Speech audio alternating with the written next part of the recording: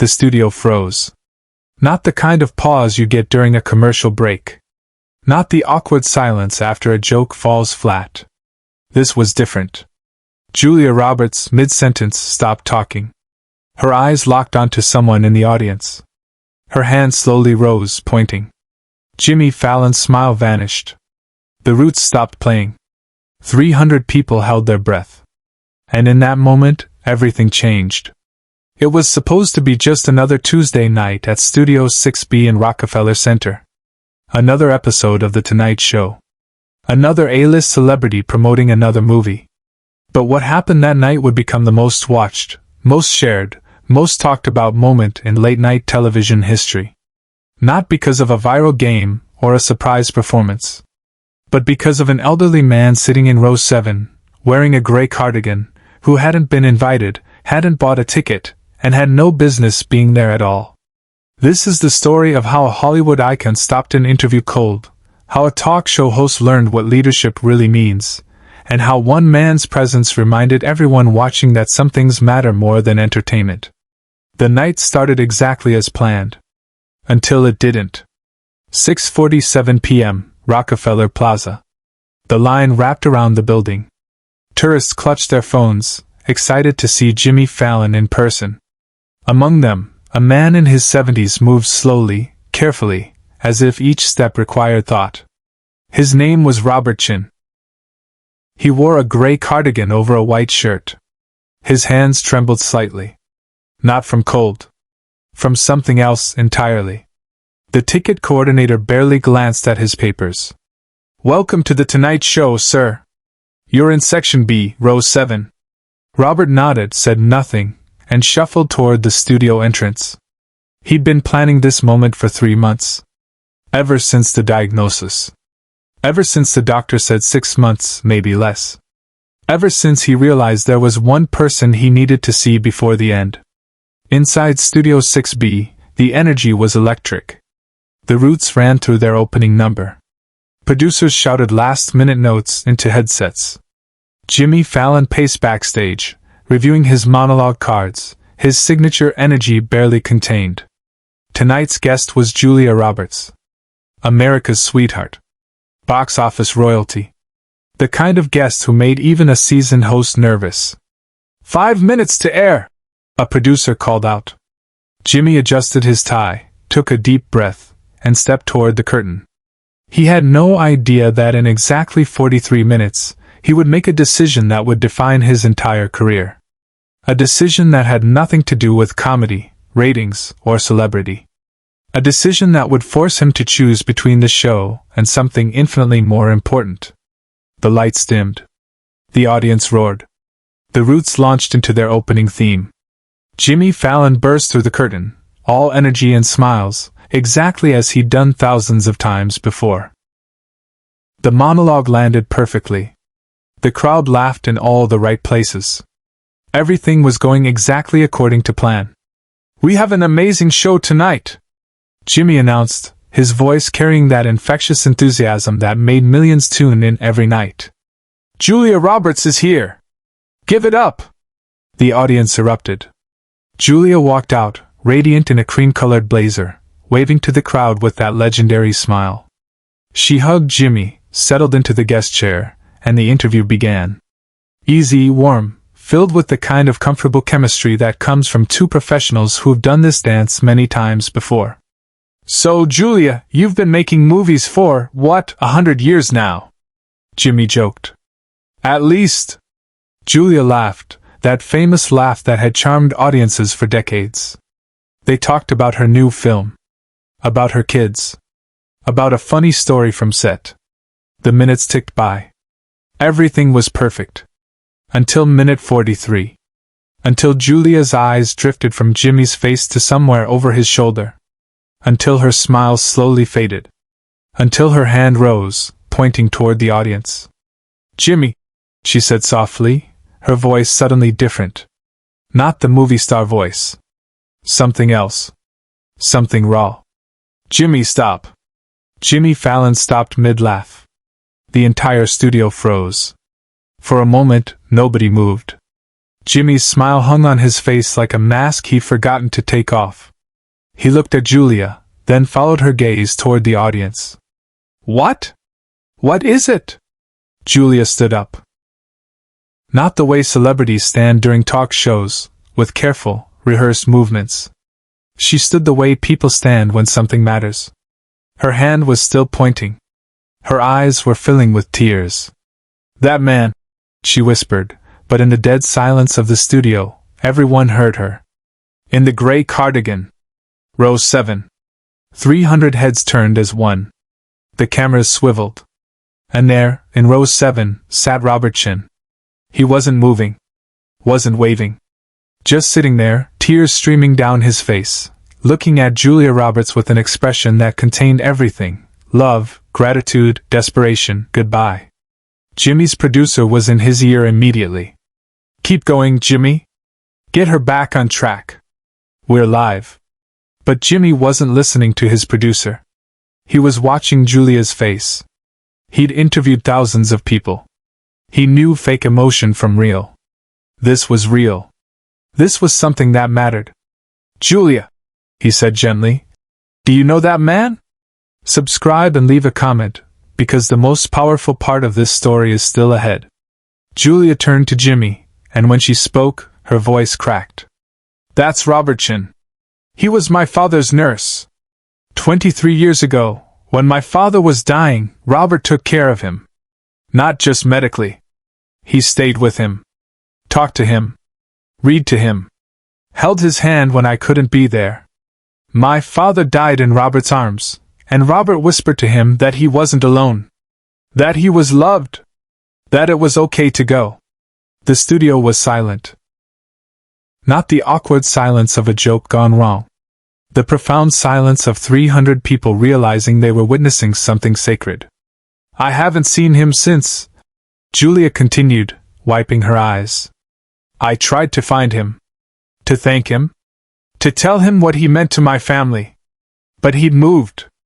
Changed hospitals. I never got to say thank you. Jimmy Fallon made a decision in that moment. The kind of decision that doesn't come from a producer's notes, or a script. The kind that comes from being human first and an entertainer second. He stood up. Removed his microphone. And walked off the desk platform. Bring up the house lights, he said quietly. All of them. The director hesitated. This wasn't protocol. This wasn't planned. But something in Jimmy's voice made him comply. The studio lights came up, bright and revealing, transforming the space from a TV set into something else entirely. Jimmy walked toward row 7. Julia followed. The cameras tracked them, but nobody was thinking about cameras now. The Roots put down their instruments. The audience parted. And Jimmy Fallon, talk show host and comedian, became something different. A witness. A facilitator of grace. Robert Chin tried to stand, but his legs wouldn't cooperate. Jimmy reached him first, kneeling beside his seat. Sir, he said, his voice gentle, would you like to come up? Robert shook his head, unable to speak. Jimmy understood. He gestured to Julia. She came forward, tears streaming openly now, and knelt beside the elderly man who'd held her father's hand 2 decades ago. I never got to thank you, she whispered. You gave my father dignity. You gave him peace. You gave our family a gift we can never repay. Behind the scenes, Jimmy made a decision that defied every producer's expectation. Robert finally spoke, his voice barely audible. Your father told me about you. Every day. He was so proud.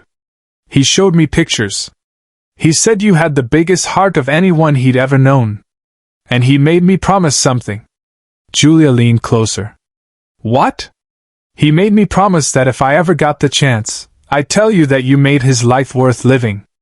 That every moment he spent as your father was the greatest gift he'd ever received.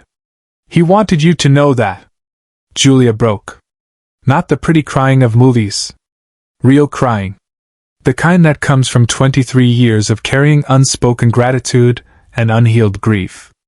She put her arms around Robert, this fragile man in a gray cardigan, and held him while 300 people watched in absolute silence. Jimmy stood there, and for the first time in his career, he didn't know what to do. He wasn't the host anymore. He was just a man watching something profound unfold. His eyes met his producer's in the booth. The producer was making frantic, "Wrap it up!" gestures. They were way over time. Commercials were backing up. The network was losing money by the second. Jimmy looked back at Julia and Robert. Then he did something that would cost the network approximately $47,000 in lost advertising revenue. He sat down. Right there on the studio floor. And he waited. The Roots drummer, Questlove, quietly began playing something soft on his kit. Just a gentle rhythm. The other band members joined, creating a soundscape that wasn't music exactly. It was space. It was grace. It was recognition that this moment needed to breathe. Julia finally pulled back, still holding Robert's hands. "Why are you here tonight?" she asked. "How did you find me?" Robert smiled, that sad smile of someone who knows their time is limited. "I have cancer. Stage 4. The doctors say maybe 3 months. I've been following your career all these years. I always wanted to tell you what your father said, but I never knew how. Then I saw you were going to be on The Tonight Show, and I thought maybe this was my last chance. So I came. But this is the moment no one in the studio, and no one watching at home ever saw coming."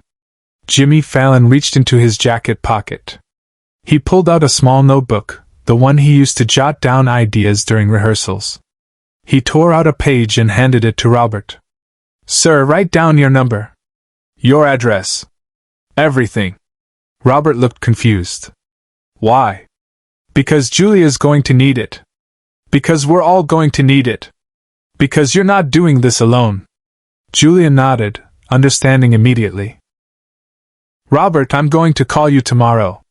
We're going to have lunch. You're going to tell me every story you remember about my dad. And I'm going to tell you about the man you helped give a peaceful death. And we're going to be friends. For whatever time we have." Robert's hands shook as he wrote. When he finished, Jimmy helped him to his feet. The audience, collectively sensing that something significant had shifted, began to stand. Not to applaud. Just to stand. To witness. To honor. Jimmy turned to the cameras, his face different than it had been at the start of the show. Older somehow. More real. "We're going to take a commercial break. And then we're going to come back, and we're going to talk about this. Because this matters more than anything else we could possibly do tonight." During the commercial break, chaos erupted backstage. Producers were panicking. The schedule was destroyed. Legal was worried about liability. But Jimmy was calm.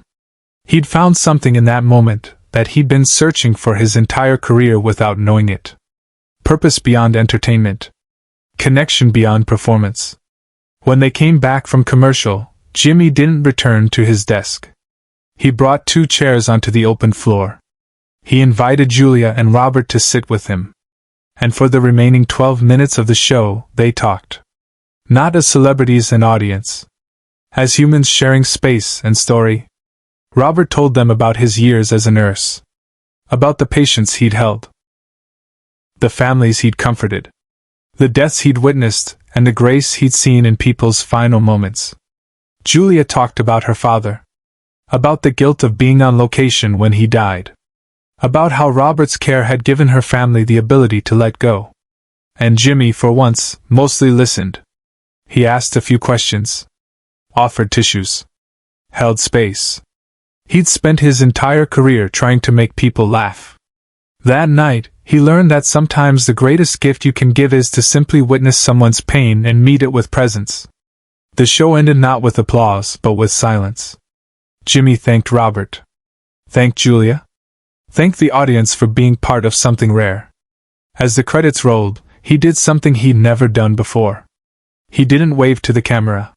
He sat there, on the floor, still present, still witnessing, until the lights went down. Share and subscribe. Make sure this story is never forgotten. The aftermath was unprecedented. The clip went viral within hours. Not because it was funny or shocking, but because it was real. People shared it with the caption, "This is what humanity looks like." News outlets called it the moment late-night television grew up. Critics who dismissed Jimmy as lightweight scrambled to write think pieces about emotional intelligence and authentic leadership.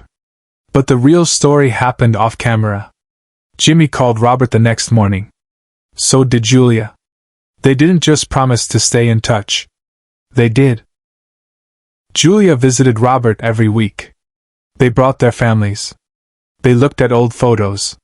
They talked about life and death and everything in between. Robert Chin passed away 4 months later. Not alone. Not afraid. Surrounded by people who loved him. At his funeral, Julia Roberts gave the eulogy. Jimmy Fallon was there, sitting quietly in the back row.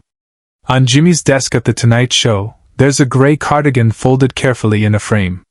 A gift from Robert's family. A reminder that sometimes the most important moment isn't the funniest one. Sometimes leadership means stopping the show. Sometimes humanity matters more than the script. And every night before he walks through that curtain, Jimmy Fallon touches that frame. A small ritual. A quiet promise. To remember that behind every face in the audience, there's a story. And some stories deserve to be heard.